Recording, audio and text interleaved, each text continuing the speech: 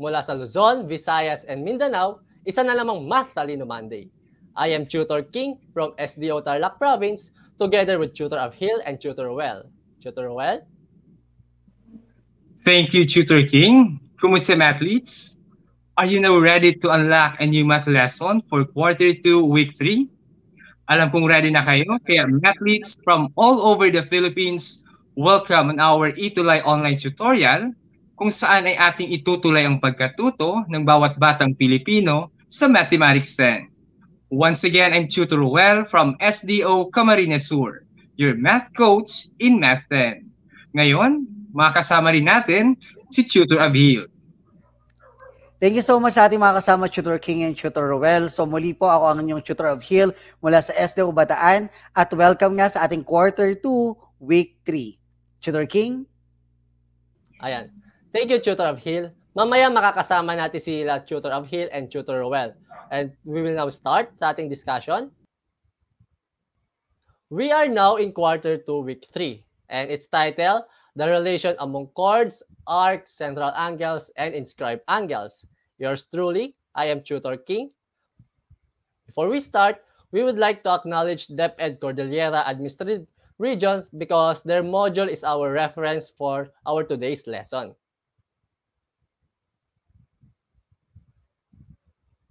And we have an objective now to derive inductively the relations among chords, arcs, central angles, and inscribed angles. Before we start to our lesson, let's have first a warm math exercise. Are you now ready? If you are ready, let us now start.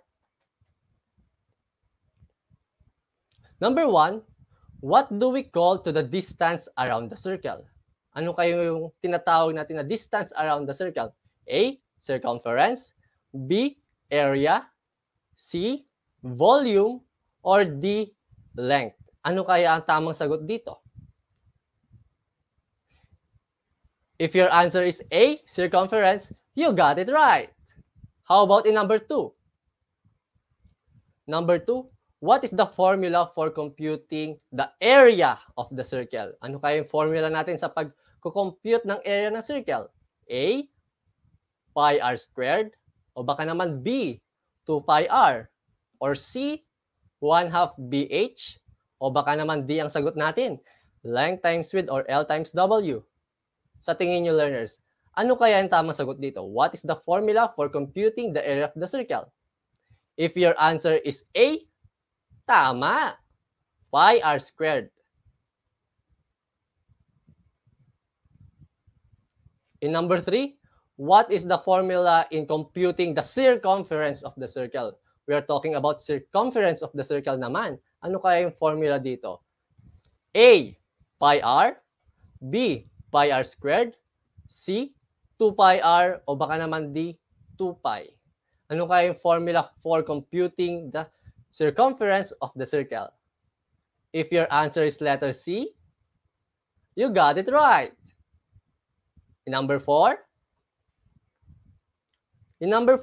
what is the circumference of a circle with a radius of 5 units? A, 20 pi units, B, 10 pi units, C, 5 pi units, or D, 2 pi units. What is the circumference of a circle with a radius of 5 units? If your answer is B, tama! 10 pi units. For number 5, what is the area of a circle with a radius of 3 units? A, 11 pi units, B, 9 pi units, or C, 6 pi units, o baka naman D ang sagot ninyo, 5 pi units. What is the area of a circle with a radius of 3 units? If your answer is B, tama! Napakahusay talaga ng mga grade 10 learners natin. And I know we are now ready for math talks. Let us now start our discussion. Now, before we start, let us recall. Ano nga ba ang ibig sabihin ng circle? When we say circle, it is a set of all points with the same distance from a fixed point called center. So this is a figure of a circle, and we have a fixed point called center. So when we are naming a circle, we use the center point. So the center is used to name a circle. We have here point A as a center of a circle. Therefore, this circle is called circle A. And we have here radius, and the plural of radius is radii. Of a circle is a segment whose endpoints are at the center and at a point on the circle. So a radius is a line segment whose endpoints, yung isa, nasa center, and then yung isa naman is any points on the circle.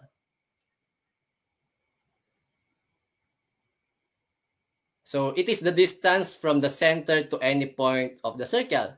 We have here an example of radius, line segment AD, line segment AB, and line segment AC.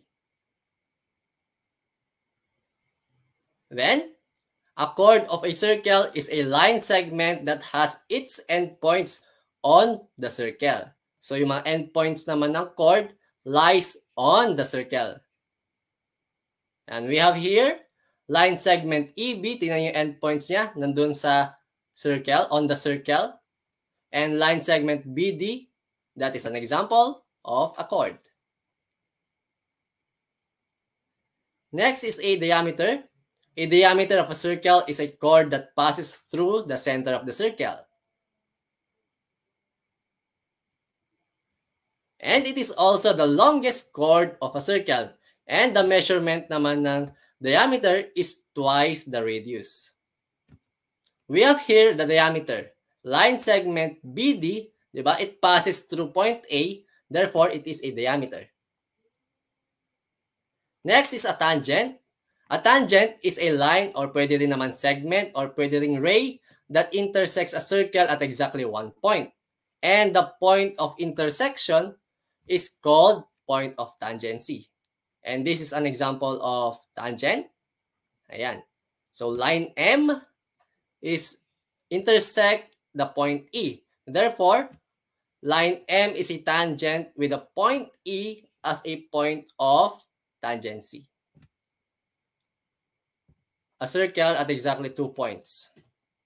A secant is a line or a segment or a ray, pwede ring ray, that intersects a circle at exactly 2 points. Kung si tangent, it intersects the circle at exactly 1 point. Si secant naman, it intersects the circle at exactly 2 points. So we have here line EB or line segment EB, pwede ring ray EB at pwede ring ray BE. Those are example of secant. Next is an arc. An arc is a part of a circle between 2 points, and the symbol of an arc is used to denote an arc, yung curved line na pataas. Ganun. And we have here arc CB. Ayan. Kikita nyo naman arc CB. And arc EDB. Those are example of arcs. So we can classify arcs into 3. We have minor arc, semicircle, and a major arc. So ano ba yung pagkakaiba nila? Let us start in a minor arc. When we say minor arc, it measures less than 180 degrees.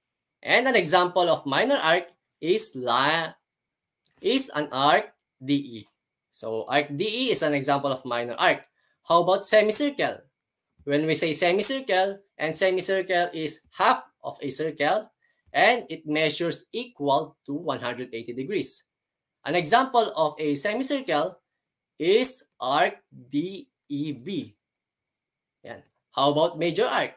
When we say major arc, it measures more than 180 degrees. And an example of major arc is arc DBC, di ba? Linagpasan niya. Mas malaki siya kaysa sa semicircle. So, minor arc, less than 180 degrees.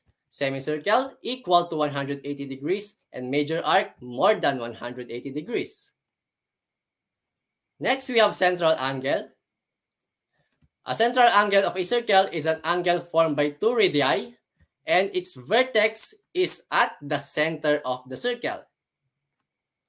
So we have here line segment DA, that is a radius, and line segment CA, that is also a radius, and the angle formed by radii DA and CA, we have angle DAC. And point A is located at the center, therefore, it is an central angle. Next, we have line segment AB and line segment CA, that is also radius, and the angle formed by two radius, we have angle CAB, and angle CAB is also a central angle. And we have also angle DAB, that is also a central angle.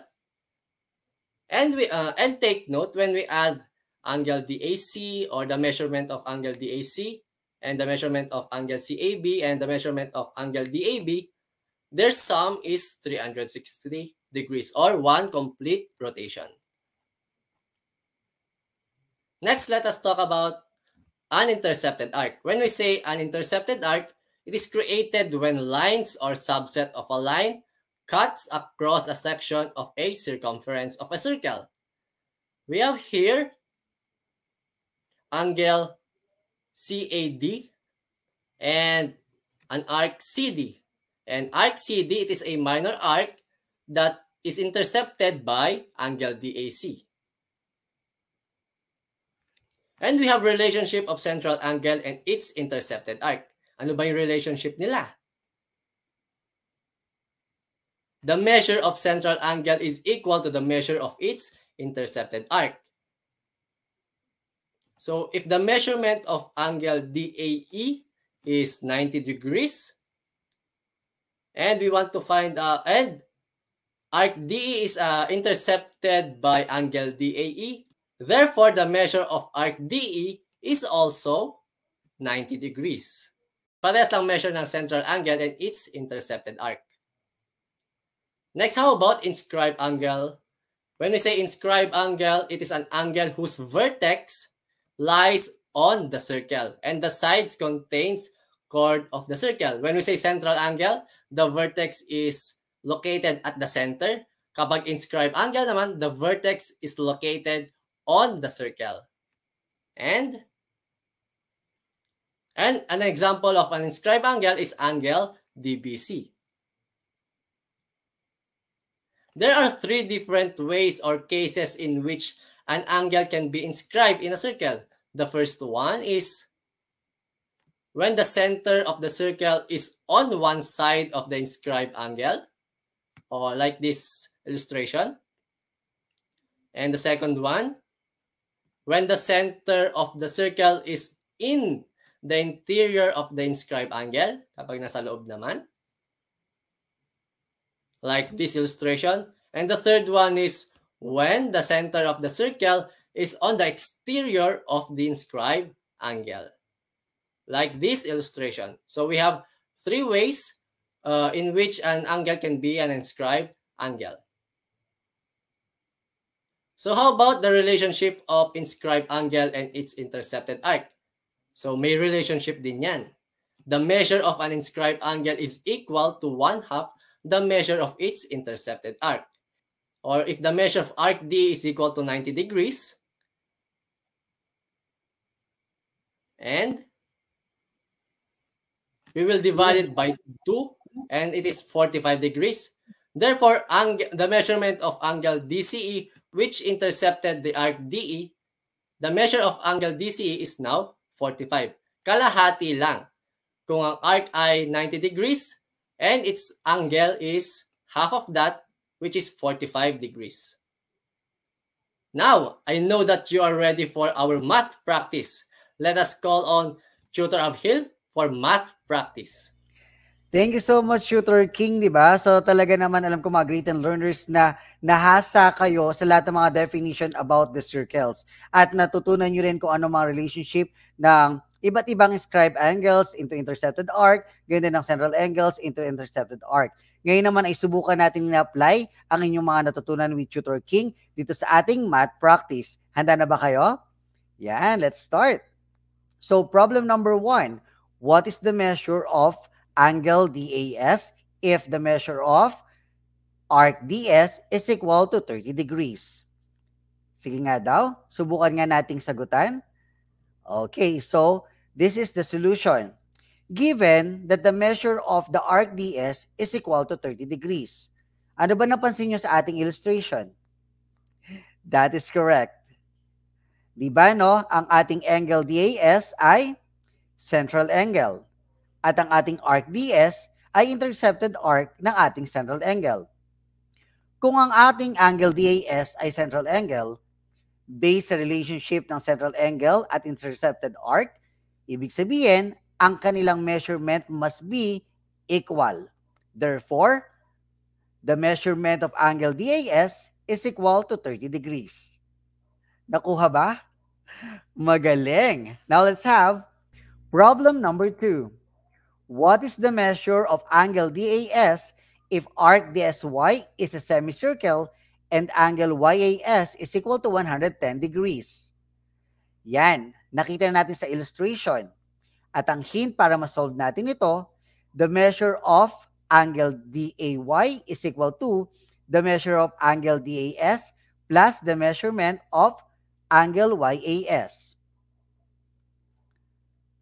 So, if the given measurement of angle YAS is equal to 110 degrees, the measure of DSY is equal to 180, the measure of angle DAY is equal to 180, and for us to get the measurement of angle DAY, kailangan pagsamahin natin ang measurement ng DAS at ang angle YAS. So we just simply have 180 by substitution is equal to the measurement of angle DAS plus 110. Applying the addition property of equality, wherein whatever added to the left side of the equation must be added as well to the right side of the equation as long as it will not affect the result, we will have now 180 plus the quantity negative 110 is equal to the measurement of angle DAS plus 110 plus the quantity negative 110. Therefore, the answer or the measurement of angle DAS is equal to 70 degrees. Ayan, very good. Now let's have another problem. Problem number 3. What is the measure of angle DBS if angle DAS is equal to 45 degrees? So observe muna natin ulit ang illustration. At may hint tayo sa ilalim. Our hints are the measure of angle DAS is equal to the arc DS. And one half of the measure arc DS is equal to the measure of angle DBS. And for our solution, we will have the measurement of angle DAS is equal to the measure of arc DS, wherein that is 45 degrees. Therefore, our arc DS is equal to 45 degrees. On the other hand, one half daw ng measure of arc DS is equal to the measurement of angle DBS. So therefore, we just simply divide 45 by 2, and that will give you the result of 22.5.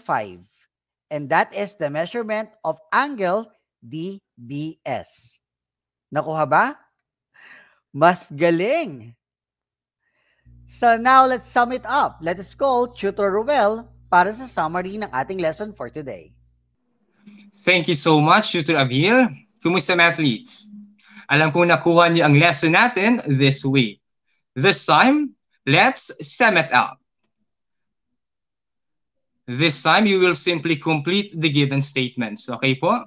So we have, the measure of the intercepted arc is blank to the measure of the central angle. So what do you think? Ang relationship ng intercepted arc and ang central angle. They are? Okay, equal. Say for instance, the intercepted arc measures 50 degrees. Then, the central angle also measures 50 degrees. For the second one, the measure of an inscribed angle is blank the measure of its intercepted arc. So, what do you think? Mathletes, the answer is half. So, the inscribed angle is half the measure of its intercepted arc. Say for instance, the inscribed angle measures 20 degrees, then its intercepted arc measures 40 degrees. Or if the intercepted arc measures 100 degrees, kalahati nun is the inscribed angle, which is 50 degrees. Now, how about this? The sum of the measures of all arcs found in a circle is equal to blank. So what do you think is the sum of the measures of all arcs? It is equal to 360 degrees. So one complete rotation or revolution. We have also the other types of arcs. We have major arc, minor arc, and semicircle. Pag sinabing semicircle, it's equal to 180 degrees. Pag minor arc naman, between 0 and 180 degrees. While major arc, it is between 180 degrees and 360 degrees. How about 360 degrees? Ano pong tawag doon? So it can be referred as the biggest arc. How about this one? The chord is a segment inside the circle that consists of exactly blank points on the circle. Ano kayong tamang sagot? Okay, exactly 2 points on the circle. This time, alam ko kaya nyo na itong gawin. We have the quick check challenge. I know you can because you are, again, mathletes, matibay.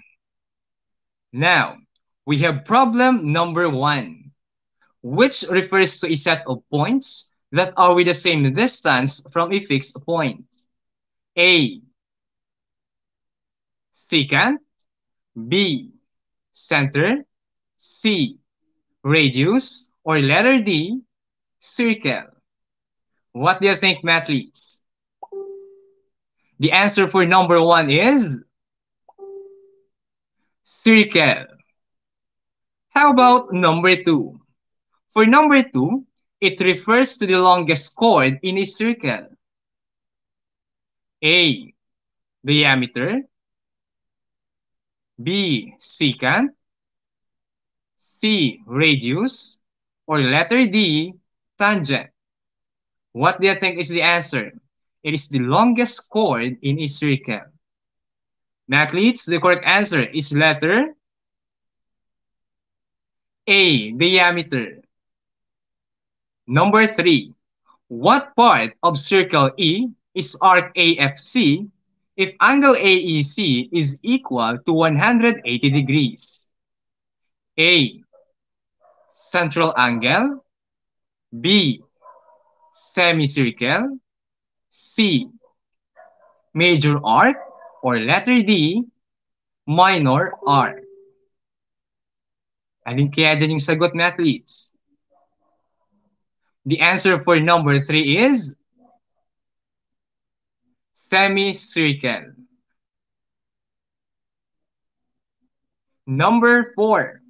What is the measure of angle FEC if arc FC is equal to 115 degrees? A, 57.5 degrees, B, 115 degrees, C, 180 degrees, or letter D, 230 degrees. Angle FEC is the central angle, and its intercepted arc is arc FC. So what does it mean? Ano ngayon ang measure ni angle FEC? The answer is letter B, 115 degrees. They are equal in measure, okay? How about number 5? The last quick check question. What is the measure of the major arc in a circle? Is it letter A, between 0 degrees and 180 degrees? Letter B, between 180 degrees and 360 degrees? Letter C, exactly 180 degrees? Or letter D, exactly 360 degrees? Alin kaya dyan ang measure ng major arc? Mathletes, the correct answer is letter B, between 180 degrees and 360 degrees. So nakuha po ba yung lahat ng quick check questions natin? Alam kong nakuha nyo because once again, you are matibay. Now this time, athletes, since you are matibay, I know that you can take the math challenge of the week. And what is that math challenge of the week? In circle C, the measure of angle XCY is equal to 164 degrees. Find the measure of angle XZY. Mathletes, you have the given illustration. We have the vertex, which is point C. We have points on the circle. We have X, Y, Z, and W. Now, what do you think is the measure of angle XZY? So, Mathletes, you will simply post your answers on your Facebook account, or you may do it on our official Facebook page. We have DepEd Itulay and DepEd EdTech Unit. Don't forget to write hashtag Itulay Math Challenge, hashtag Tutor Abhil, hashtag TutorWell, and hashtag Tutor King. I know you can because you are matibay. Now, let's welcome once again Tutor King and Tutor Abhil. Hello, Tutor King, Tutor Abhil. Yes, maraming salamat ulit, Tutor Well, and of course, Tutor King, sa isang maganda na namang discussion for this afternoon kasama ang mga great learners natin sa Mathematics 10, Quarter 2, Week number 3.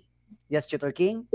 Ayan. So before we end our discussion for today, huwag niyo kakalimutan i-like and i-share yung ating FB page, yung DepEd EdTech Unit and DepEd Tayo. And don't forget to subscribe and hit the notification button sa ating YouTube channel. We have DepEd Educational Technology Unit and DepEd TV. And Tutor Well? Yes, thank you, Tutor King. Actually, I'm looking forward sa mga isasagot ng ating mathletes sa Math Challenge of the Week. Just like we have in Itulay Quarter 1, di ba po? This time, once again, I'm Tutor Well from SDO Camarines Sur, your math coach in Math 10. And I am Tutor King from SDO Tarlac Province.